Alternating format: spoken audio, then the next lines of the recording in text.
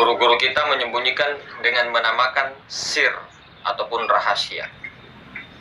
Sebagaimana ditegaskan di dalam hadis qudsi itu, al-insanu sirri wa ana sirru, insan itu rahasiaku dan akulah rahasianya.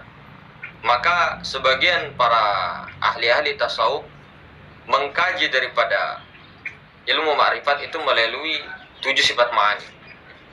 Maka ketujuh sifat ma'ani ini adalah satu petunjuk jalan, termasuk jalan juga untuk mencapai kepada sir. Nah, sir inilah ketika orang sudah mengetahui yang namanya sir, rahasia, maka dia pasti akan sampai kepada Tuhan. Karena sir ini sebenarnya punya rahasia, yang dimana rahasia ini lahir daripada kejadian kosong, ataupun lahir langsung daripada diri yang satu, ataupun Tuhan itu, yang tidak bisa disebut, yang punya nama Allah. Nah, itulah sir. Nah, sir inilah titik Ahmad, kemudian dari titik ini menjadi alif, kemudian semesta alam dan seluruhnya. Maka inilah sir yang disembunyikan oleh ulama-ulama. Maka dikatakan sir ini sebenarnya tidak di dalam, tidak hanya bertepatan di dalam dan tidak juga di luar. Tapi dia di dalam, dia di luar, dia di diri, dia di atas, bawah, kanan, dan kiri. Intinya meliputi segala sesuatu. Nah, sir ini sebenarnya adalah zat hayat, yang dimana sir ini yang sebenarnya adalah Nur Muhammad itu, ataupun Nur Ilahi itu sendiri. Maka hanya Nur Ilahi inilah, hanya sir inilah yang bisa sampai kepada Tuhan, karena dia langsung daripada hembusannya, langsung daripada dirinya yang bernama Allah itu, yang Tuhan itu. Meskipun Tuhan tak bernama, namun yang punya nama Allah itu ya Tuhan itu sendiri. Karena sir inilah yang akan mampu tembus ke Sang Maha Ruang itu. Maka di sini banyak sekali guru-guru kita yang mempraktekkan dengan jalan sifat ma'ani. Caranya bagaimana? Dengan rasa sejati. Rasa sejati, rasa keilahian yang ada di dalam. Caranya bagaimana? Maka para ulama, para guru-guru, ya, para alim-alim, para kiai-kiai yang mengkaji ma'rifatullah menyuruh para salikin untuk beberapa praktek. Ada dengan khalwat, ya, ada dengan uzlah, ada dengan menyuruh ke tempat gelap, sepi, dan terus menyuruh untuk menutup matanya, kemudian merasakan di situ yang ada hanya dia sendiri. Nah, awal-awal yang ada hanya dia sendiri. Namun diberitahukan di situ siapa yang ada itu. Nah, nanti digiring lagi, di mana penyaksian kepada sir itu, di mana letaknya dan di manakah kita bisa mengenal sir itu. Nah, maka biasanya guru-guru kita, orang-orang tua kita mengatakan pandang yang memandang, lihatlah yang melihat. Maksudnya apa? Nah, ketika kita melihat sesuatu, pandanglah yang dilihat itu. Pandanglah yang melihat, bukan pandangan keluar. Pandanglah yang melihat itu. Itulah sir sebenarnya. Itulah rahasia yang sebenarnya. Jadi ada juga jalannya dengan menutup mata, kemudian disuruh merenung. Kemudian ditanya siapa yang merenung itu. Yang merenung itulah sir. Yang merenung itulah sir. Yang merenung itulah dia itu sebenarnya. Tajallinya melalui insan. Nah, maka banyak cara-cara. Ada lagi cara dengan memperhatikan detakan jantung, dengan nafas, ya, dengan menyuruh dia memperhatikan detakan jantungnya, dengar detukan jantung, Allah, Allah, Allah, Allah. Nah, yang menyebut itu siapa dan yang mendengar itu siapa? Tidak lain dan tidak bukan hanya sir itu sendiri sebenarnya. Makanya dikatakan rahasia. Rahasia ini adalah zat hayat. Zat hayat inilah nanti akan bertajalli, kemudian dinyatakan senyata-nyatanya kepada diri insan itu melalui pengenalan 7 sifat ma'ani. di mana-mana ada sifat pasti ada zat yang berdiri. Makanya dikatakan sir. Nah, sekarang di sini di dalam tubuh kita, di tiap-tiap segala sesuatu di alam semesta ini pasti ada zat, sifat, asma dan afal. Namun zat hayat ini sebenarnya itu meliputi segala sesuatu. Namun dia bertajalli, ya, saya ulang, dia meliputi segala sesuatu, sir ini. Namun sir ini bertajalli masuk ke dalam, tapi dia juga di luar. Nah, begitu. Dia masuk ke dalam dan dia juga di luar. Dia masuk bertajalli menjadi rasa ilahi. Nah, ketika merasa inilah, yang rasa inilah, itu sir. Nah, contohnya, ketika kita melihat, yang dilihat ini adalah Nur Muhammad, yang melihat itulah sir, yaitu Nur Ilahi. Nah, lalu ditauhidkan lagi Nur Muhammad ini dari mana? Nur Allah juga. Jadi, Allah yang melihat Allah, yang dipandang Allah, yang memandang pun Allah, yang merenung Allah, yang direnungkan Allah. Nah, itulah kalau sudah duduk di ketunggalan. Namun perlu ditekankan, zat hayat itu sebenarnya tiada rupa, tiada suara, tiada warna. Dia meliputi segala sesuatu karena dia ibaratkan ruh semesta alam. Diibaratkan seperti rupanya itu seperti angin, bisa dirasakan. Nah, inilah yang bertajalli melalui diri insan itu. Kemudian dia ini menjadi rasa, wujud terasa di situ, rasa keilahian. Kemudian si rasa ilahi ini menyatakan diri tajallinya kepada si insan itu, si manusia itu, bahwa zat, sifat, asma dan afal. Maka betullah daripada zat hayat bertajalli menjadi wujud zat, namun zat majasi ataupun zat khoyali. Nah, itulah rupa daripada insan itu sendiri. Dari ujung rambut sampai ujung kaki, kemudian tembus ke diri yang di dalam. Itulah yang dikatakan Allah Ta'ala. Namun kalau disebut itu salah, makanya dikatakan sir. Kalau kita menyatakan Allah Ta'ala, kemudian menjadikan itu langsung kepada zat, itu biasanya orang salah paham. Apalagi kalau disebut itu batal. Maka kalau dalam pelajaran tidak masalah.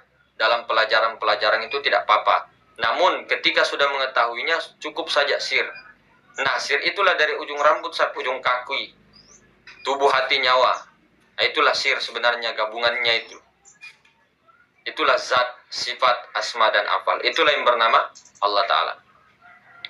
Namun jangan mengaku menjadi Allah. Karena di sini hadirnya kita, wujud sangka-sangka ini, perasaan kita bahwa kita ini ada, ini mau dikembalikan, mau dinyatakan bahwa hanya Allah yang ada. La maujudun bihaqqi illallah. Tidak ada yang maujud selain daripada Allah Ta'ala. Maka wujud sangka-sangka ini, yaitu perasaan kita, hawa nafsu kita, ini mau dihilangkan. Bagaimana caranya? Ya banyak caranya, dengan musyahadah Nur Muhammad, musyahadah Nur Ilahi, musyahadah sifat ma'ani, musyahadah rasa.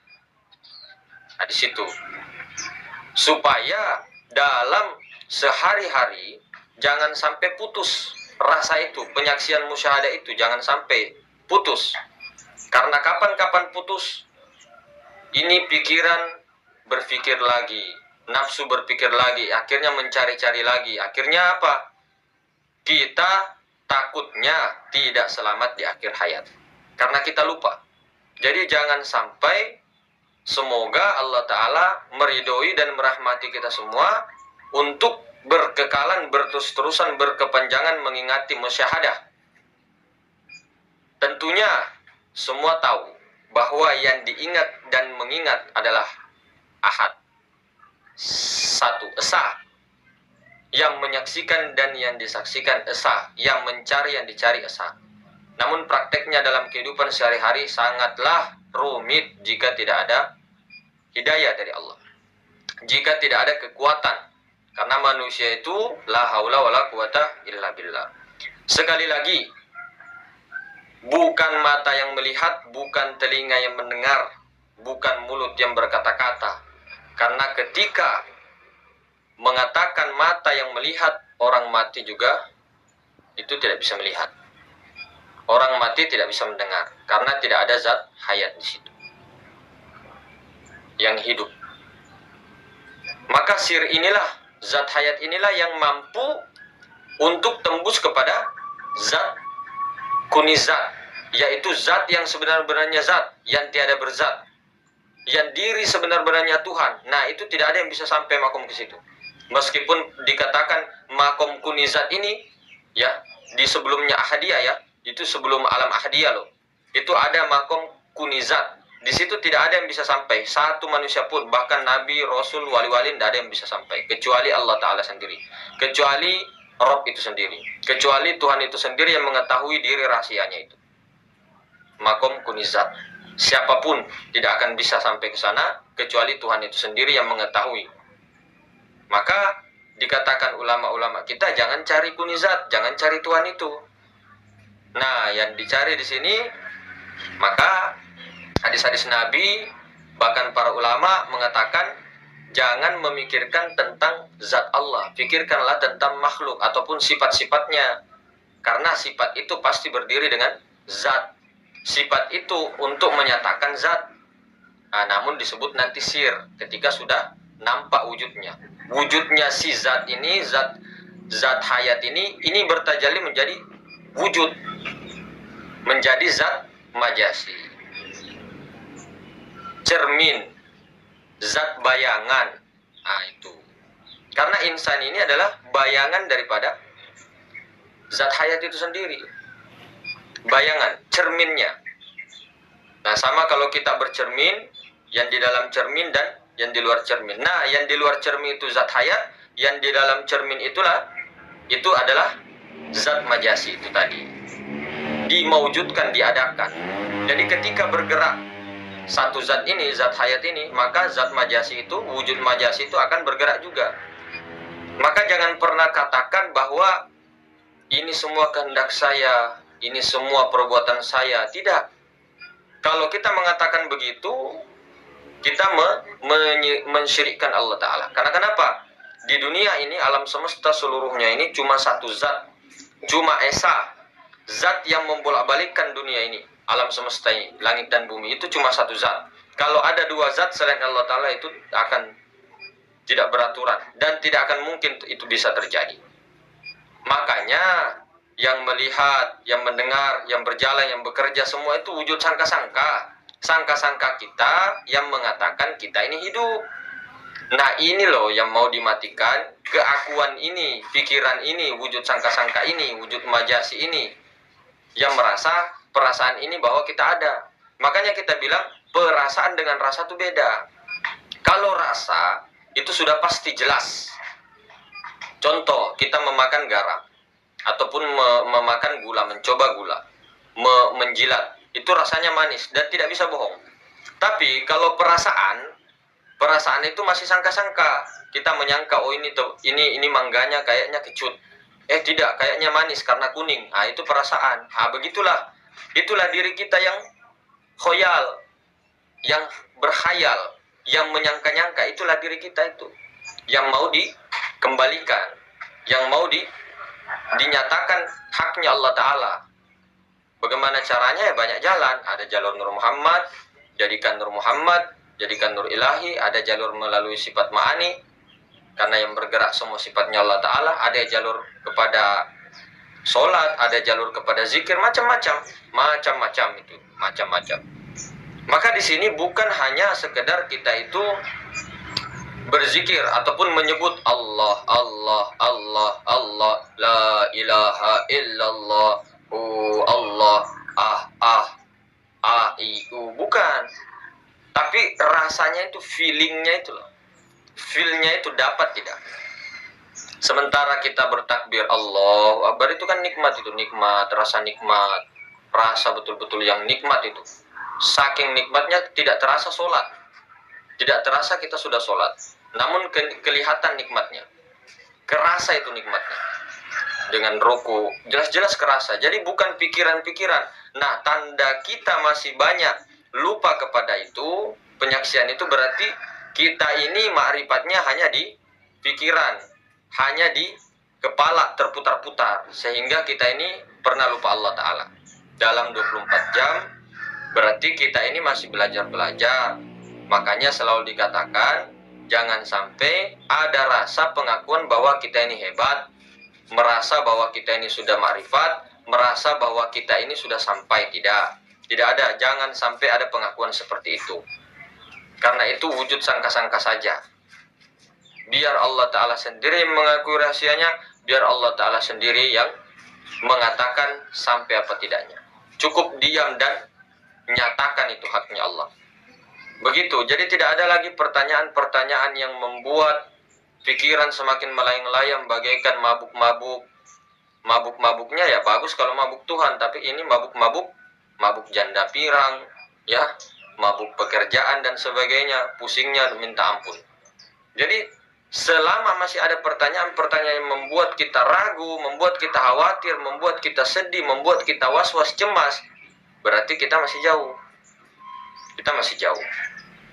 Makanya selalu dikatakan orang yang sudah mencapai ma'rifat, ya, ini ma'rifat betul ya, bukan ilmu ma'rifat saja, bukan hanya pintar ngomong aja, bukan ngomong pintar di barbar ataupun di tongkrongan aja ataupun di tempat pos ronda, tidak.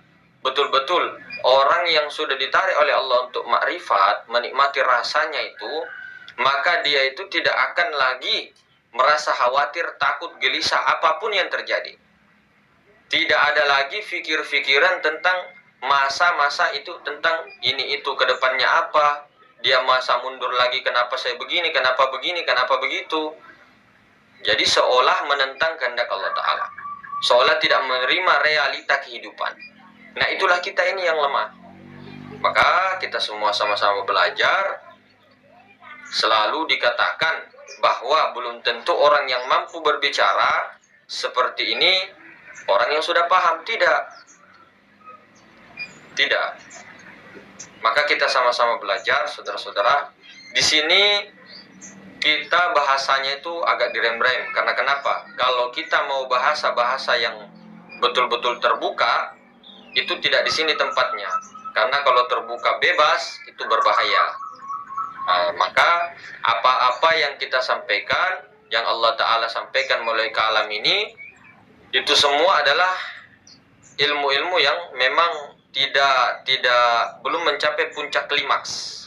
Karena kalau puncak klimaks itu berbahaya kalau di media sosial. Nah, itu yang tidak boleh, itu yang tidak bisa diceritakan di sini. Kalau masalah ilmu-ilmu seperti ini sudah menjalar kemana-mana. Kita tidak munafik, kita jangan munafik. Di mana-mana di Google ada martabat 7, ya, penciptaan alam semesta juga ada di Google, di YouTube juga sudah banyak tersebar. Cuman bagaimana kita ini menjalani semua dengan ikhtiar. Namun ikhtiarnya di sini ikhtiarnya dengan rasa bahwa ikhtiar itu yang menggerakkan Allah Ta'ala, perbuatan Allah Ta'ala, gerak dan diamnya. Bukan semata-mata kita yang berikhtiar. Namun jangan kita mengatakan, oh saya tidak usah ikhtiar, sudah ditakdirkan. Itu tidak begitu. Tetap ikhtiar, namun ikhtiarnya di sini, usahanya di sini, usahanya Allah Ta'ala. Tetaplah semua berbuat kebajikan. Maka ujung-ujungnya ini penyempurnaan di syariatullah. Penyempurnaan di syariat. Kita ini masih belajar semua. Maka ma'rifat ini awal agama, awal mengenal Allah. Nanti ujung-ujungnya penyempurnaan di syariat itu. Karena syariat ini yang paling susah, yang paling mengerikan, yang paling luar biasa. Nah, maka salah juga ketika kita hanya bersyariat, tidak berhakikat, tidak bermakrifat, tidak bertoriko. Salah juga, keliru itu. Itu menentang ajaran Nabi sebenarnya, kalau cuma syariat saja. Sementara Nabi seperti apa kan? Syariat, toriko, hakikat, ma'rifat itu lengkap. Sahabat juga begitu, ulama-ulama dulu begitu, wali-wali juga dulu begitu. Mereka punya guru zahir, punya guru batin juga. Maka kita ini mau ikut siapa? Kalau mau ikut Nabi, mau ikut para sahabat, ikut para ulama-ulama yang telah sukses, nah, itu sudah ada jalannya. Ihdinas siratal mustaqim, jalan yang lurus.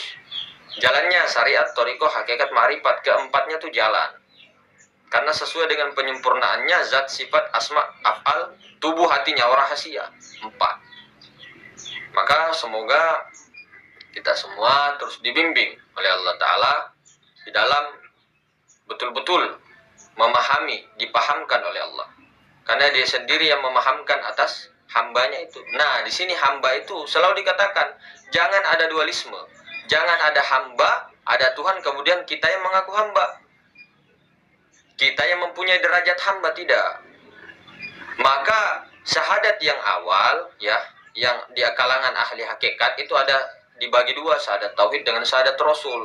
Namun kalau kita buka lagi naik ke atas, siapa Allah, siapa Muhammad? Siapa Allah, siapa Muhammad? Anna Muhammad Rasulullah. Muhammad itulah wujud kenyataan, mazhar kenyataan Allah, wujud bayangan.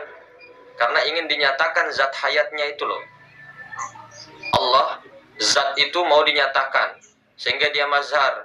Dia bernyata kepada insan, kepada alam semesta dan seluruhnya, zat, sifat, asma dan afalnya. Itu. Maka kembali lagi kita terus betul-betul jangan pernah merasa-rasa bahwa kita ini sudah sampai, sudah wusul dan sebagainya. Hilangkan keakuan-keakuan itu. Marilah kita terus berpasrah dengan total. Allah Ta'ala mengizinkan kita semua untuk mencapai derajat makom bako. Karena makom fana itu masih hancur lebur. Nanti di makom bako itu di syariatnya. Ketika sudah fana, yang ada hanya Allah, la mawjud bihaqil Allah, nanti makom bakonya itu menyempurnakan syariat. Itulah jalan-jalan para sufi. Namun yang saya katakan, kita ini belum sufi, tapi kita ini sapi. Ya mungkin seperti itu. Lebih dan kurangnya dimaafkan. Assalamualaikum warahmatullahi taala wabarakatuh.